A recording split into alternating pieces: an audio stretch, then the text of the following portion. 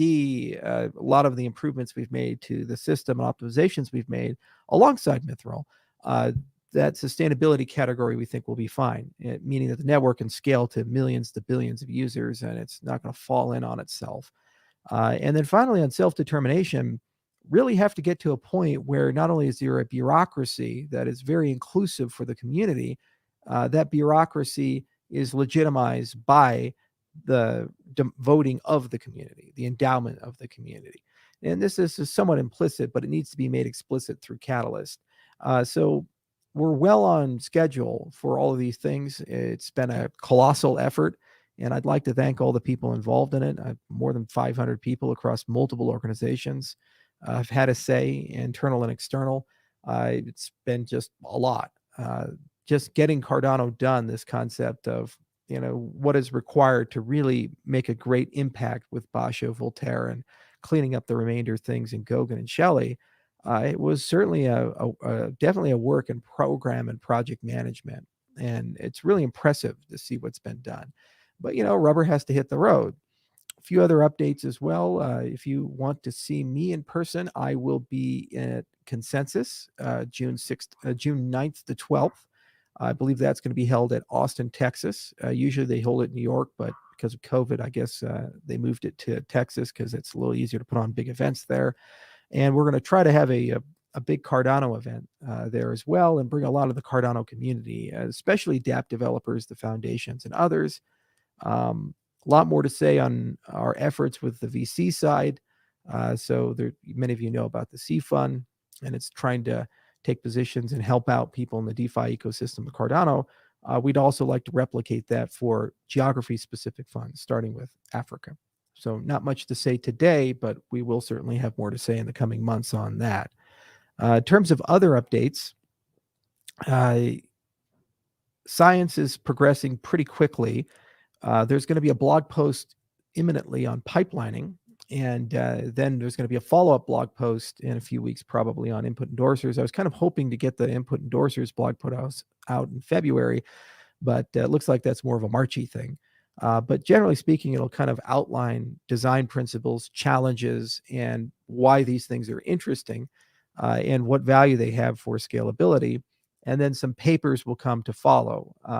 Pipelining doesn't have a paper because it's not novel from a scientific viewpoint, but input endorsers actually are. And I think they bring a lot to the story. So I believe it's real good to have the community have access to that.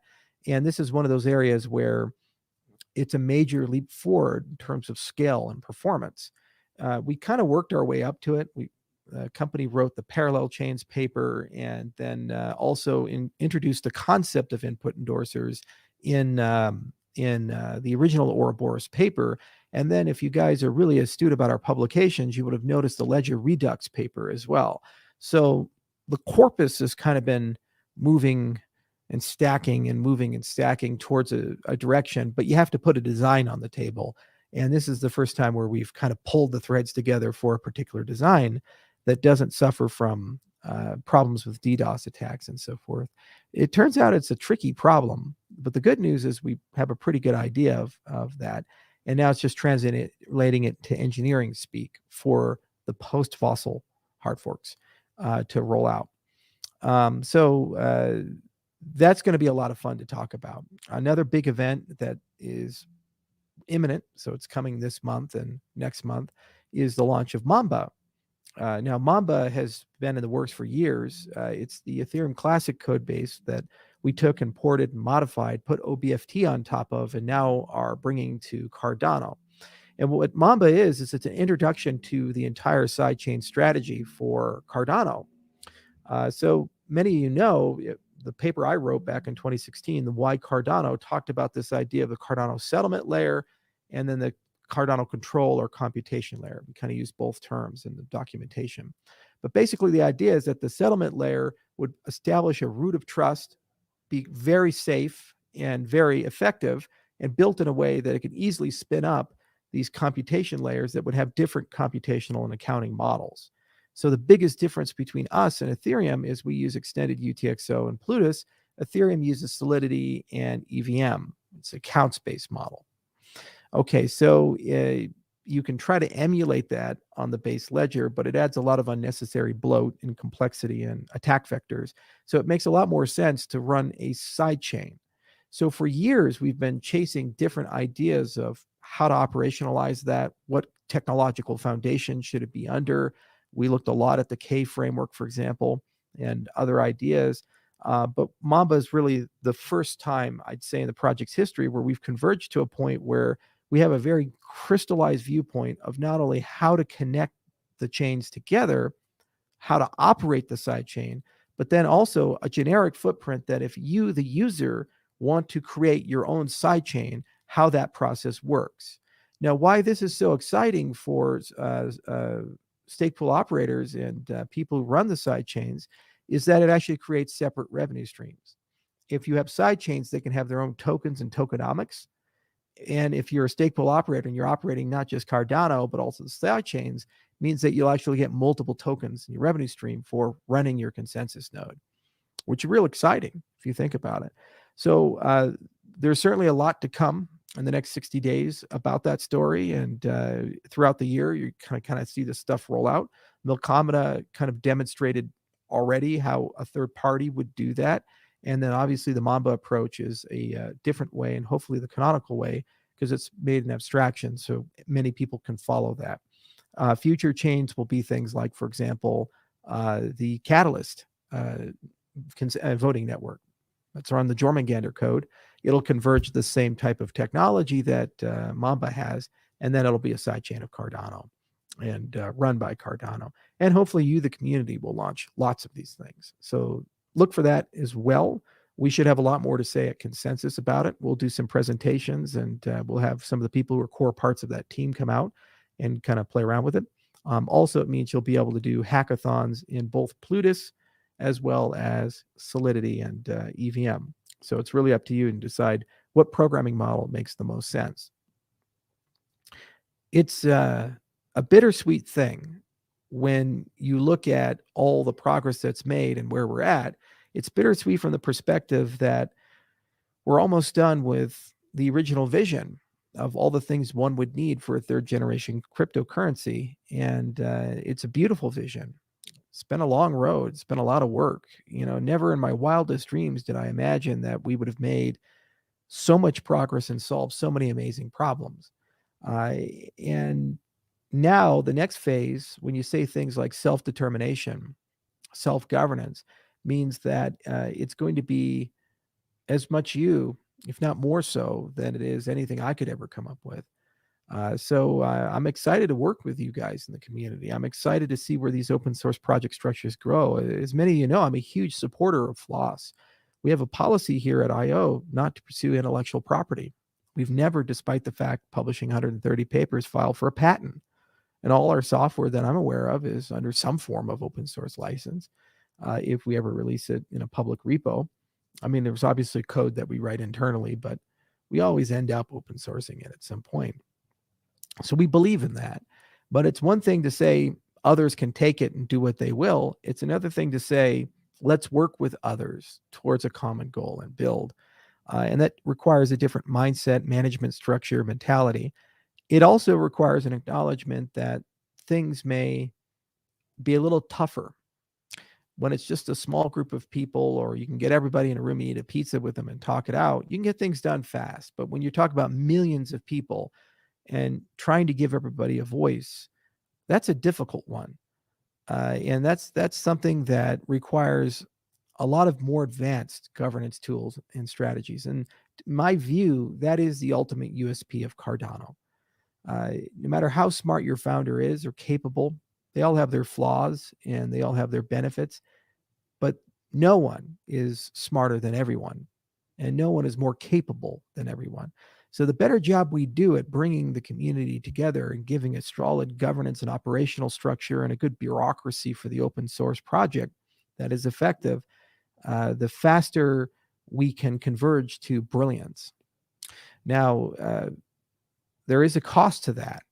The longer you invest in giving everybody a voice means the slower things come out. So there's always a balancing act between agility and speed and inclusivity and due diligence of ideas. So the good news is that we're not doing this alone. There's more than 40 years of history about distributed open source projects.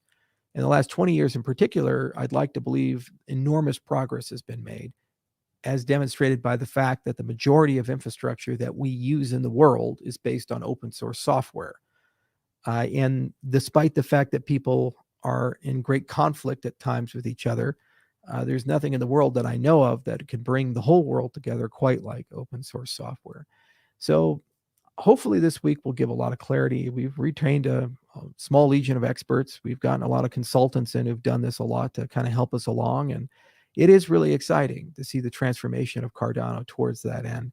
And it's also exciting to see merging that with Catalyst, because you have built in all these amazing voting tools and a treasury system, which means that you have the holy grail of open source. You have a place where people feel like they have a voice. You have a place where people can actually get things done, and you have a place where funding can materialize that is truly objective and pure. A lot of institutions have to be formed moving forward, some community oriented and other ones just to counterbalance actors. Research institutions, execution institutions, standards bodies. Some will be embedded within existing, some will be blue ocean and created. And there's already a lot of work in the community in creating things like the Cardano DeFi Alliance, for example, and other alliances are coming that cover core pieces of technology in the Cardano ecosystem that, in my view, are essential for Cardano to carry out its mission of becoming the financial operating system for those who don't have one. Those alliances will be community-led and supported, of course, by us. I'm going to be cutting a lot personally grants to these different alliances, and I know the foundation has the intention to do the same. It's just a question of when and how, and the exact strategy behind that, which is one of the topics that will come up inevitably. But it's exciting, nonetheless, to see that the community is rising up and they're getting things done. You see, it's impossible to keep everybody happy. Things like protocol parameters, things like K, A naught, these things. There's great debates about what they should be at, how things should work. For example, the Curve pledge, was it SIP 007? This is an example of great, well thought out work. However, when you measure it, it looks like it does reduce the Nakamoto coefficient of Cardano. But the burden is upon the process to explain why and how, and the burden is upon the process to use these great ideas and improve them to a point where they accomplish the same thing. One of the things that we've been pushing for example, are objective metrics, because we like objectivity here. We like inclusive accountability here. It's very important to me. It's very important to the project. In particular, you will hear again and again and again that people say we need to be more decentralized. But nobody knows what decentralized means. What is it? What's the measurement? Is it like a graphics card with 3D Mark? Can you just like run a benchmark and say, okay, you're 27 and that's better than 14 or something like that? We don't have such a metric. And then there also isn't a good metric of throughput. I remember Alex Chirpinoy with Dan Friedman months ago demonstrating a transaction on Ergo that had 5,000 outputs. Simulating that transaction in an account style model like Ethereum would take many, many transactions, likely hundreds to thousands. And that's one transaction in that system. So we look at TPS and we say, oh, well, that's a metric. But if one can do thousands of transactions in one shot and the other one is very serial, TPS doesn't seem like it's a very good metric, any more so than clock speed is anymore in a processor. As a child in the 90s and 2000s, I remember the processor wars between Intel and AMD, and how every week we're 1.2 gigahertz, we're 1.4 gigahertz. They'd always find a way to get the clock speed a little higher. And we as consumers were trained to think more is better. Then suddenly you had chips that were 3.4 gigahertz that were slower than chips that were 2 gigahertz. There was more to the story about these things in practice, as we've learned now with custom silicon like Apple silicon and multi-core processors and special purpose cores for image processing and AI and so forth. Well, analogously, there's more to the story about blockchain performance. And what I'm very keen to start studying and understanding are the trade-offs. So as we move towards an open source project, people have to ask baseline questions. This change, this enhancement, this strategy, what does this ultimately do for the real world performance and throughput of the system as a whole? And what does this do with the level of decentralization for the system as a whole? Every change moving forward, it has to be scored against at least those two ideas. And the third idea, the self-verification, the inclusive accountability concept, does this change compromise your ability as a user to verify things about the system? As it stands right now, people often ask, why is Daedalus so slow? Well, Daedalus is a lot of software. It's not a wallet.